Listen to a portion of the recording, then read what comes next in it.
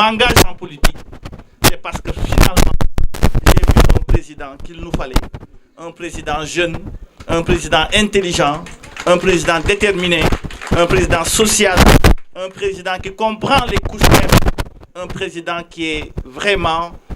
comme il faut, qui est peut-être mal compris, parce que c'est un homme politique aussi, il est obligé de se défendre, il est obligé aussi de prendre quelque part des coups, mais grosso modo, il y a mathématique en valeur absolue. C'est un homme bien, qui aime les couches faibles et qui aide les gens. Et nous avons cette convergence de vues qui a fait que j'ai décidé de m'engager en politique à ses côtés pour l'accompagner, mais aussi accompagner la ville de Thiès, qui a besoin d'avoir les retombées engendrées par le plan Sénégal émergent qu'il a mis en place, qui est un plan social, un plan pour le Sénégal prospère. Vous avez vu que mon mouvement s'appelle Alliance pour un Sénégal prospère. Notre légère différence repose sur la sémantique des mots, l'émergence et la prospérité. Mais moi, issu des populations pauvres, je m'excuserai, moom day président boo xam ne sama mouvement bi maa ngi ko tuddee Alliance pour un Sénégal prospère dinaa ci taxaw tuuti mouvement la boo xam ni 2014 moom lañ ko samp ba ma koy samp nag ànduma woon ak président c'est-à-dire que pas ànduma woon ak moom ne dama ko contre mais dama ñëw pour dimbale samay mbokk à Thiès Dakar fa laa dëkk fi laa juddoo yaroo fi màgge fi mais Dakar nag yàgg naa fa am fa teraanga bu nekk mënoon naa ko samp foofu sama école lu koy manqué 5000 étudiants par an bariwul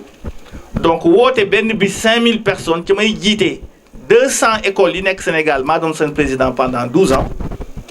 su ma leen dajalee ne leen ñëw leen su ma doon naxee rek président yomb na damay feesal benn stade en un jour won ko ni am naa ay nit ñu dem mu dimbale waa Dakar bàyyi leen mais bëgg mu dimbale waa Thiès bëgg lu may def mu xam ne waa Thiès a tax moo tax ma dellu si ba fii samay mbokk ànd ak yéen tàllal ko loxo di wax ak moom dëgg ndax ñu liggéey ndax ngeen jot ci li mu yore teraanga yu bari la te mun ngeen ci jot loolu moo tax ma samp mouvement bu tudd Alliance pour un Sénégal prospère prospérité nag mënu ma ko tekki ci wolof exactement mais man li ma ci jublu daal mooy xéewal joo xam ni amul dakk xéewal nit li ko soxal mooy prospérité émergence nag yoon la mais dafa war a egg ci prospérité émergence ay chiffres la c'est important mënut a ñàkk moo tax liggéey na ko ba yaa 7% de taux de croissance liggéey na ko ba autoroute à péage yi am mais ñu ci bari ci yéen du ngeen ci jaar liggéey na ko ba tey aéroport bu rafet am na ñu ci bari ci yéen du ngeen voyager Sénégal bëgg na loolu mais waa Thiès li ñu soxla sama mbokk yi li ñu soxla mooy ndox mi bari lekk gi bari école yi bari ku feebar faju courant am ndox am ba ma toogee ak moom bërki dem loolu laa ko wax ca loolu mi ngi ci ay tànkam bu baax a baax moo tax Thiès defal na leen loo xam ni du ngeen xamagum les résultats tout de suite parce que le PUDC yéen a ngi koy gis mi ngi koy liggéey fu amuloon tali mi ngi am électrification bi wazalika dëkku séeréer yëpp nekkoon ay village man du fa gii laa dëkk seen gannaaw bu njëkk ba ma fay dem yàggul dara lëndëm la woon moom ak Fandène ak yooyu soo fa demee ñëpp a am télévision léegi ñëpp a am tabax dëkku courant yëpp a électrifié kaw léegi amatul c'est très rare nga dëkk boo xam ne dañ naan sax ñoom ñoo ñu dàq sax dund ñun dañoo nekk di test si rek mais ñoom lu ñu am yëpp am nañ ko te ñu ngi seen féexaay boobu nag sama benn xarit bu tudd professeur Felwine Sarr wax na ko ñi nga xam ne jàng nañ xam nañ ko dans son livre Afrotopia wax na ci ne le développement ne se mesure pas simplement à l'aune des chiffres ça se mesure à la satisfaction de l'individu le paysan bi dem béy toolam am ci ay tonu gerteem takk ci soxnaam feex tëdd ci këram am jàmm kenn amalul kenn jàmm kooku soo nekk développement mooy ka nekk Dakar ndax nga ko moom mi nekk tëdd ci këram am courant am ndoxam am léppam loolu la Macky Sall xam moo tax mu taxaw ci ba mu ko xamee nag ci la leen sampal fii KMS 3 bëgg Thiès am ndox mu dul dakk loolu ku amul vision prospective du ko def ñëpp dépend ci lac de Guiers c'est un danger mu ñëw samp fii KMS 3 ne waa Thiès yéen ndox ngeen war a am ndax ngeen mën a béy mën a naan mën a def lu leen neex seen maraîchage bi ngeen gëm mu rax ci dool ne seen doom yi dafa war a jàng Thiès amuloon université bu taxaw mu sampal leen ISEP ndax métier yi sama soxna sa li ndey lii ko wax léegi mu sampal leen université boo xam ne seen doom yi dinañ ci jàng amul woon bu tax ñuy wax léegi université Thiès université de premier rang la de renommée ak yeneen ak yeneen yoo xam ne le temps est très court mun ma ko wax mais il y a énormément de choses yoo xam ne ci deuxième mandat Macky Sall ngeen di xam ni moom mooy kan moo tax may woowaa Thiès ne leen bu leen raté la chance de participer parce que Macky Sall dafay gagner loolu du wax parce que koo xam ni sur le Sénégal Macky Sall am na 580 maires l'opposition a 16 maires ñii di tëb naan dañoo am ay nit am médias yi loolu ay wax la ñu invalider leen c'est normal loolu suñu waxee ni Macky Sall dafa ragal nit ñi moo tax mu def parrainage mais kon lan moo tax mu bàyyi Idrissa Seck ñi am lépp jàll nañu PUR jàll nañu kooku am doole la kenn weddiwu ko Idrissa Seck jàll na ñeneen ak ñeneen jàll na ñi nga xam ne am nañ doole kay jàll nañu donc ñi ñuy invalider jóg bërki démb amoo maire amoo député parce que liggéey nga am nga entreprise mel ni man rek nga jàpp ne yaa moom nit ñi loolu ay wax la yenn télévision yi di wax loolu ce n'est pas ça qui est réel Macky Sall li mu nekk mooy dëgg di dox ci àll bi di wax ak nit ñi di def di samp di simpi loolu bokkut ak kuy wax suñu maam Cheikh Ibrahima Fall waxoon na ko yàlla du fay waxkat bàyyi jëfkat Macky Sall jëfkat la yàlla dina ko fayaal leen kon nag man l'élection de Macky Sall ce n'est pas un débat ci man gëw ma ni y a un problème man li ma gëm mooy est-ce que waa Thiès dinañ saisir l'opportunité comme je le disais à la jeunesse de Thiès un jour qui m'a mal compris dans une sortie que j'ai fait dans l'Observateur je leur ai dit pour ceux qui comprennent français que vous devez être les coryphées de la génération émergente ce mot-là je ne peux pas traduire exactement mais en tout cas vous devez tout faire pour faire partie ou être le fleuron de la jeunesse qui va élire Macky Sall parce que quoi qu'il puisse y arriver Macky Sall sera élu maintenant le danger qu'il y a c'est que Thiès reste encore dans l'opposition dans un deuxième mandat de 5 ans où le Sénégal va regorger de mines va regorger pour la première fois de son histoire de 1000 milliards par an générés par le pétrole et qui est arrivé avec un jeune président le président Macky Sall c'est ça la difficulté nañu def lépp ba Thiès bokk ci ñi nga xam ne ñooy fal Macky Sall bu ñu def erreur bi suñu mag ñi defoon topp benn nit bëgguma tudd turam ñëpp xam nañ ko ñaar fukki at muy telli def rancham fële tabaxoo benn entreprise man mi nga xam ne ba ki démb sax laa ñëw am naa ay entreprise yu bari fii au moins j'emploie dans cette ville plusieurs personnes j'ai une université qui est là depuis plus de 7 ans avant Macky Sall qui emploie beaucoup de jeunes que j'ai installés dans ma ville j'ai des vergers qui emploient beaucoup de gens à côté j'ai plus de 10 hectares ou 15 qui emploient plein de gens lui qu'est-ce qu'il a fait pour la ville de Thiès rien du tout mu leen di galvaniser et il s'enrichit avec l'argent de Thiès plus on s'oppose yéen da ngeen xamul ne xanaa opposition da ngeen xamul ne xaalis bari la man tey su ma bëggoon am xaalis damay nekk opposant ci laay ëpp xaalis parce que man jomm naa di jàkkaarloog Macky Sall di ko laaj dërëm je suis pas un homme qu'on va corrompre Macky Sall du ma jàkkaarloog moom di ko laaj xaalis bu may jox man la ma koy laaj lu mu leen di defal yéen loolu laa bëgg ca nit nag su ngeen bëggee tànn njiit da ngeen tànn njiit boo xam ni am na fayda comme soxna Lika Ndeye Lika moom li tax ma xam ko yàggul dara may ko cëram dafa doxale nit njiit di war a doxale nit soo bëggee mu naw la da ngay def ci moom ba pare mu xam ne yow bëgg nga ko ci mën nga mais doo tëb a tëb di ko tàllal loxo bis bu nekk tey am na ñuy ànd ak man waxuma ni su ma yéegee du ma leen jox dara parce que politique la mais xëy na du ma leen faale ndax xamal naa leen loo xam ni jubul xam naa ni ñoom dañ maa topp rek pour jël sama xaalis du ma leen wax dara nag politique la mais xam naa ko dofuma mais ñooñ bi su ma yéegee li ñu doon am ci man am nañ ko pare na mais ñi nga xam ne lu ma soxla ñoo ma koy jox di dagg seen i paas di ma topp di ma def parce que man ci opposition laa nekk mun naa wax loolu dama leen di wutal moo tax lii bi may wax ma ni ko bëgguma laa yónnee xaalis wala di la jàppale day mel ni dama lay corrompre pour wut nit man nekkuma ci campagne dama jàpp ni sax yow yaa ma soxla parce que man damaa ñëw pour xool li nga bëgg ma àndi ak yow defal la ko donc yow yaa war a woote ma ñëw gis su ma gisee gëm la jël la ma am tàllal loxo ña ma xam boole ko indil leen ko mais su ma jëlee lépp jox la nga woon ni ñëw toog kon du am solo moo tax début bi amoon problème mais jàpp tey na nga xam ne gisal naa sama bopp fonkal naa la sama bopp noonu laa jàppee jigéen ñi ma àndal xëy na wax ji mën na gën a gudd parce que man su ma ñëwee ci meeting du ma bëgg ñëw rek wax dem ñu tàccu mu mel ni damaa ñëw pour loolu non non non man je suis pas venu faire un buzz mën naa ànd ak télévision yëpp mën naa woo beaucoup de leaders ñoo topp ma mais loolu du ma ko def ci politique. dama bëgg ku ma xam tey nga tegoon sa loxo bu ko teggi moo tax bi nga ñëwee man la man ñëwuma pour absorber les gens. Un leader qui ne construit pas d'autres leaders n'est pas un leader man ñëwuma pour nekk maire fii wala nekk seen leader ñëpp man ci yow laay ànd nekk sa leader yow gàttal sa nit nga nekk seen leader dinaa la jàppale nga jàppale say nit tant que ñi ngi ànd ñoo moom ñëpp loo bëgg sa koñ ñu jàppale la ci xew bu am yëgal ma ñëw jàppale kon nag lii que maa ngi lay sant bu baax a baax di wax ni kontaan naa mënoon naa wax ci yow lu ëpp mais li am solo daal mooy tu es une femme brave qui s'est battue ñii nga xam ne ñoo war a représenter femme yi yow ci nga bokk parce que loolu laa doon wër nekk nga nit daam bu correct daam bu firnde ba may nekkee def samay parrainage say parrainage egg na xam nga yàlla suy jàppale nit moo xam Thiès yëpp liggéey nañ seen parrainage loolu nag yow war def ko off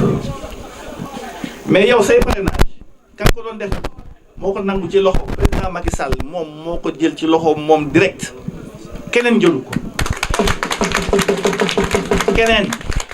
keneen jëlul sa parrainage jox nga ma plus de 500 parrainages ou près de 500 parrainages pour parler correctement j'ai donné au président Macky Sall 14 000 parrainages 14 000 j'aurais pu lui donner beaucoup plus autant que les autres de l'opposition lui ont donné. Parce qu'à Dakar, je pouvais engranger plus de 100 000 parrainages en quelques mois. Je peux le faire. Ce que je veux dire, c'est que je peux expliquer ce que je mais c'est possible. Opposition, nous avons posé candidat de président. Yo, nous sommes dara. Nous sommes une entreprise. Nous pouvons dire mais dans quel pays on peut le voir? Mais quand nous sommes dit mais c'est ce qu'on voit au Sénégal. Il faut qu'on se réveille. Macky Sall a le meilleur profil. Les chefs religieux d'accord avec moi. Alibi d'accord avec moi. Intellectuels sérieux d'accord avec moi. Nit ñi yeewu yépp d'accord avec moi. Mais au Sénégal, nous avons raté l'occasion donnée, historique,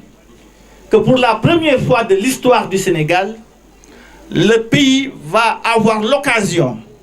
d'avoir un président qui a transformé le Sénégal en moins de 7 ans et qui va briguer un mandat dont il ne va pas demander le renouvellement. Pour la première fois de l'histoire, le Sénégal n'a un président libre. Si nous avons une politique politicienne qui se demande watul mandat dafa tok pour liguey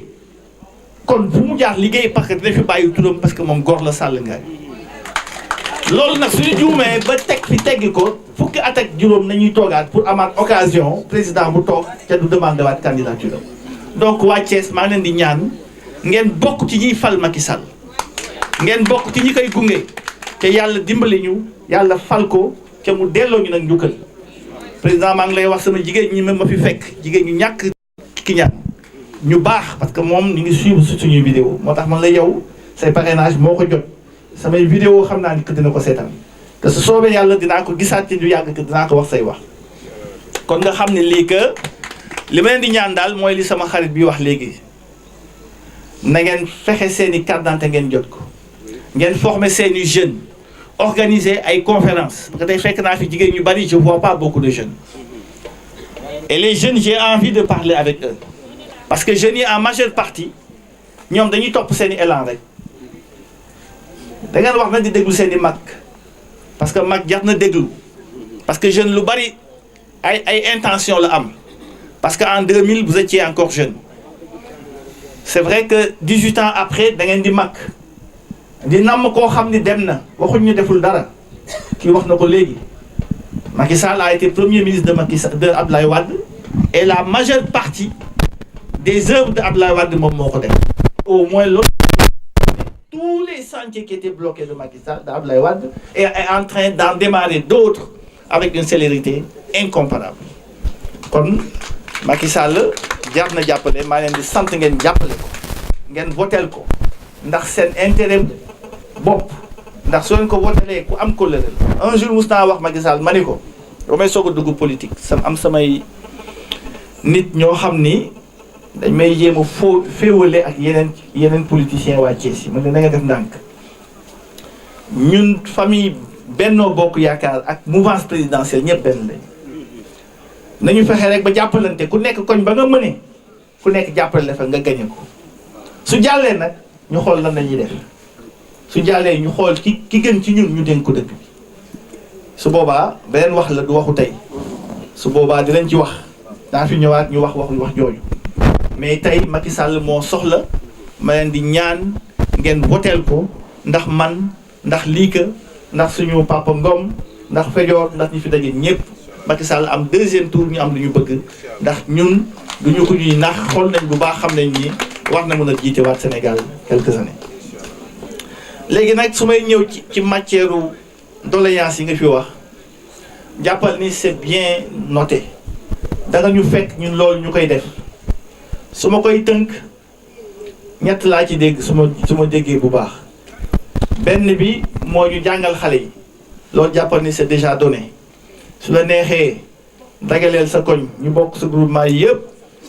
képp kuy jàng di def examen parce que jigéen soo ko bëggee dimbali dama koy nette dama koy wax tout le temps parce que man je suis issu de ça je suis issu d'une famille très pauvre bon très pauvre c'est trop dire en tout cas une famille démunie jàpp naa ni tey su ñu amee lu ñu am du héritage du dara jàng bu ñu def rek la macha allah de me citer mais au moins on a plusieurs bacs C chez nous j'ai un bac C avec mention j'ai fait mathématiques physique et j'ai fait d'autres études supérieures grâce à ça moom laay am tey li may am di diriger am di ci def leneen sama waa kër ñëpp loolu lañ def kon jigéen soo ko bëggee dimbale macha allah su melee ni ndey lii kër yàlla teel ko may borom kër yu mel ni Ngom baax loolu jàppale ko dimbaleel doomam rek le meilleur investissement d'une femme c'est ses enfants jigéen rek la yàlla may retraite assurée ku lay dimbalee yow bul xool lu mu lay jox ay 1000 francs ñu leen jox ay 1000 francs ngeen tàccu bañ leen moo tax ba ma ñëwee ba léegi ñaari mbir laa def c'est vrai j'ai donné à cette dame brillante approximativement 50 millions je peux pas citer exactement mais c'est des sommes approximatives en tout cas ni mu ko waxee ñoom sax dañoo baax ba ci yokk yu bari c'est l'occasion ma préciser parce que ëllëg dafa jar a sóor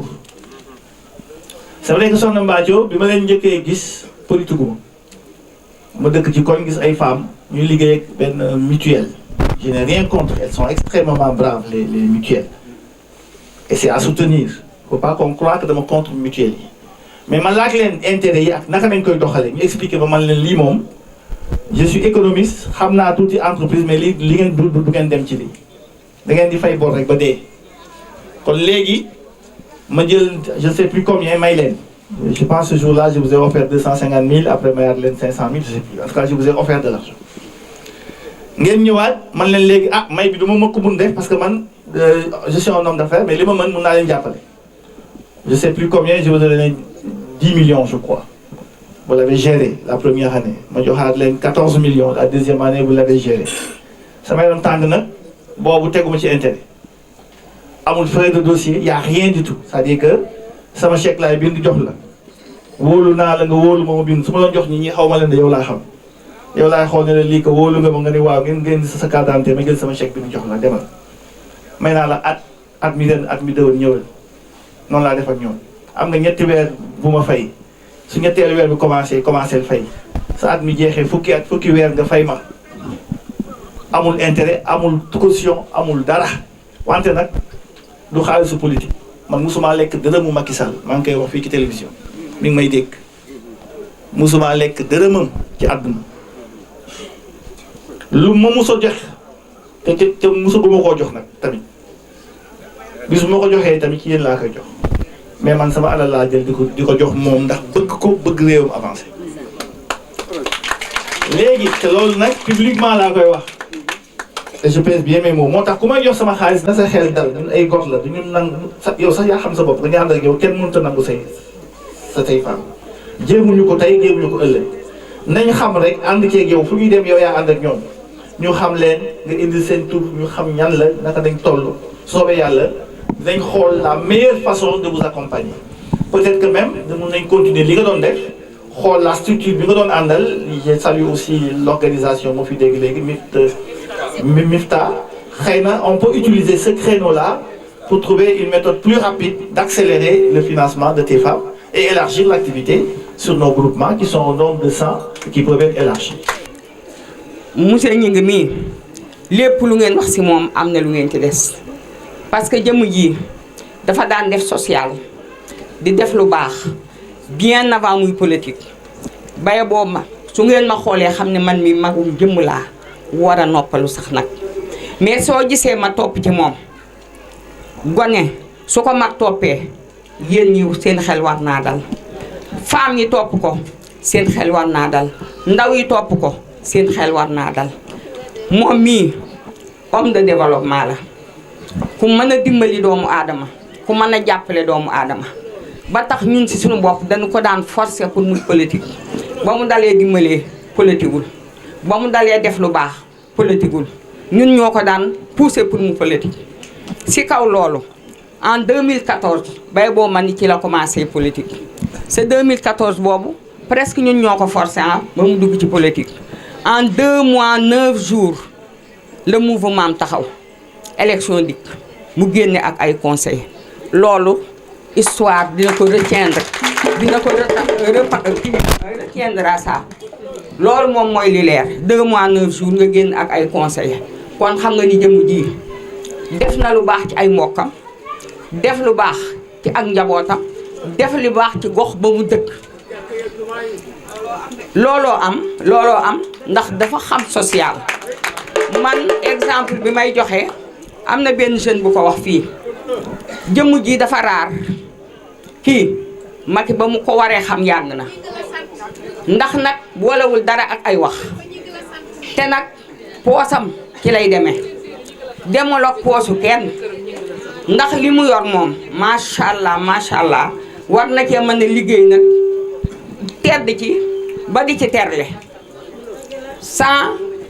l'appui de personne mais intellectuel la soo gisee moom mii mu taxaw ni day jàppale Macky Sall du lu ko Macky Sall jox ba ndoom ak tànk bu mu ko takkal déedéet daf koy suivre pas à pas et attentivement mu xam ni war na noo mën a def mu jàppale ko social bi muy def nag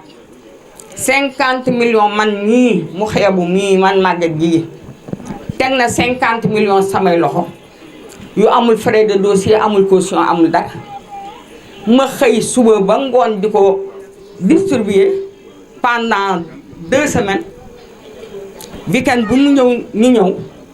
c'est avant loolu jëkk na noo jox ay millions di ko renforcer ba mu yegg 50 millions sa fu mu taxaw ma ngi di def lu baax di def social nag domaine santé li mu ciy liggéey waat naa ni doomu aadama liggéeyu ko ci ndax liggéey bu maase lay def xam nga luy liggéey bu maase xooloo ki ànd ak yow ak ki àndul ak yow parce que ki ànd ak moom jàpp na ne ànd na ak moom mais ki àndul ak moom aussi jàpp na ne xëy na lee su dee yàggee def lu baax ci moom su yàggee mu rus ko noonu lay liggéeyee ba am ASC yëpp la majeure partie des ASC de Thiès noonu lay liggéeyee ba am leen ndax seetul ku ànd ak moom ak ku àndut ak moom bët nag bu rusul toj jigéen ñi fonk nan ko respecté nan ko jox nañu ko cër ndax namatunu dara ñun lu namu toogantu billaay wulaay c'est lépp mooma jeunesse bi cours de renforcement yi muy def chaque année laaj leen monsieur Aw mi sama ginnaaw sama doom la rus naa tan ci kanama monsieur Aw teg na ay millions ci ay loxoom ñii def CM2 ñii def DFM ñii def bac muy fay cours de renforcement yooyu sax xoolul ku mu àndal ak ku mu àndalul moom dong nag képp rek dong dans Thiès moom laa gis koo xam ni mooy taxaw wax sa jeunesse ni leen hey je veux faire la politique autrement kenn koo xam ni jàpp nga soo amee bac parce que dama respecté jàng dama fonk jàng soo amee bac góorgóorlu leen ku si am bac su la état orienté wul ma orienté la ki yey jàmbaar boole ko ordonnance yi xoolul ku mu xam ak ku mu xamul dikkal indi sa ordonnance mu liir kenn du ko nax nag ndax intellectuel la waaye soo ko indilee ordonnance bu mu leer ni lii la mu def ko man boole naa ko jigéen soxna Rama Diallo yàlla na xippee àjjana mu jàppale ko ci ay millions mu ciy liggéey mu ciy faju hospitalisé ko jël frais d'hospitalisation yi jël lépp nag def ko macha allah mu yàlla def la gën mu wëlbatiku ànd ak poosam dikkati ak i mbokkam kon kii kenn amul payam ñun de diggante R100 Daaru Salaam Silma Ndufuk Peykuk Séréer Aydina Fall Medina Fall Cité Senghor Cité Lamine Ngum Saan gisuma fu mu bàyyi ba Ndufuk ba Mbour 1 bàyyiwul fenn même fii fayu parce que kii ki ne maroon mooy goroom ndeysaan mu baax lool nag di ko jàppale sa ku ne xam na ni ki ne maroon femme de développement la ku mën a jàppale doomu aadamaa ngi nii dama ni bu leen kenn nax jàpp leen mu dëgër te xam ni jëmm ji ñun ña mu dëkkal ndaxuñu diggante Sampateeg Cité Senghor rek jàmm gën xam nañu ko Mbambara aleloo xam na ko kon jàpp leen ma ngi def lu baax ci dëkk bi sa du dërëmu kenn poosam rek la yaakaar kii lay def lu baax kon xam ngeen ni kii ku jar a jàppale la kon lii ka damay wax ni yaag sa mbooloo mi nga àndal na seen xel dal dama bëgg soo fi jógee lii ka mbooleem loolu man maa koy engagé bo mbooleem groupement boo am légalement constitué jox ñu seeni kayit ñun ci suñu bopp danoo am benn comité pilotage parce que dafa am aussi lu ñuy doxee comité pilotage boobu dina def le déplacement chaque groupement dinañu ko seeti ànd ak yow waxtaan ak ñoom saytu seeni bëgg-bëgg loolu moom suñu waa ji ci lay dox kon dama yaakaar ni lii dëkk kupp nga aas soo doon wër dañ nga soo doon làmbatoot dañ nga lii ka dañ nga gox saa ngi nii intellectuel baa ngi nii ku baax kaa ngi nii ku mën a jàppale jigéen kaa ngi nii ànd naag moom 30 ans waaye jënguma damaa xër moo tax ma dugg ci moom waaye damaa war a dalal sax sama gan yi sama xol moo fees xam nga góor ba la fa xastalu rek booy dem ci moom doo ko tey waaye ki nga xam ne tey dafa teew tey maa ngi koy nuyu muy Mamadou Gningue directeur ITOCOM président ASP di nuyu délégation bi ma àndal di nuyu frère am Moustapha di nuyu la présidente Mbathio Diop Adja Mbathio Diop jaaraama maa leen dalal yéen ñëpp dalal naa leen sala ku lim jiw yàggul waaye neex na tubarkalla macha allah damaa dugg ci loo xam ni dafa yéeme muy développement te kenn xamu ko ma bokk ci kuréel bu yaatu di dox inaperçu fajar laay xëy guddi laay dugg sama kër kenn xamante lu may dox délégation bu jóge Dakar ngeen toog ma bokk ci mouvement yi Miftah Kopp di dox ci développement Adja Ndeye Marie Bawo Dakar la féete man dem naa ba waa fii duñ ma gis Dakar laa féete toujours parce que man as gor laa damay dem ba jeex di nuyu Aliou Diouf suñu commentateur di nuyu Mamadou Konaté di nuyu Seydou Fadior mi nga xam ne damaa bokk ak moom mouvement mi kilifa di nuyu ñi ma àndal ñëpp di leen wax ne man damaa doxe ñaari tànk benn balaa feeñal mooy politique bi waaye saf naa sàpp ci développement bi li ma gën a yëngal nag mooy ñi nga xam ne dama leen a boot te attanu ma leen waaye yàlla moo ma téyel ñu ma àndal maa ngi 23 groupement de femmes 50 personnes moo di gën a tuuti maa ngi jéggul nag bu baax bala maa tudd groupement de femmes yi parce que tey dina am dëcc monsieur ñi ngi 15 car la laajoon ku nekk na nga toll ngay doxale 15 car la laajoon waaye tey waa Sipan danoo am dëj bu metti maa ngi jaay sama mbokku séeréer yi bu baax a baax a baax juróom benn car ñëw fukki car ak benn ñëw nañu sama mouvement amul dara tricherie lépp dafa leer